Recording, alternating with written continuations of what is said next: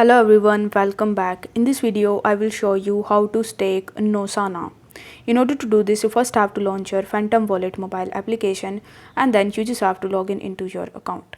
Now once you have successfully logged in, you need to make sure that you have enough Solana to complete the staking. After that, you will have to tap on this browser tab in the bottom right hand corner of the screen and then you will be landed on this page. Now over here you need to tap on this search bar in the top, and in the search bar you will have to search for app.nosana.io/staking. Then you need to press enter.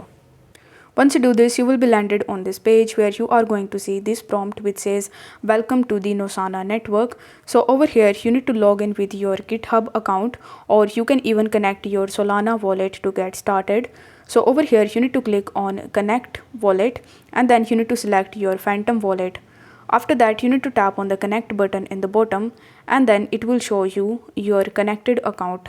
Then you need to tap on go to staking and then you will be redirected on this stake page. Now once you have connected your Phantom wallet with it, you just have to enter the amount that you want to stake over here, and after that you will be able to easily stake NOSANA or on nosana.io. If the video was helpful, then don't forget to like the video and subscribe to the channel. Thank you so much for watching.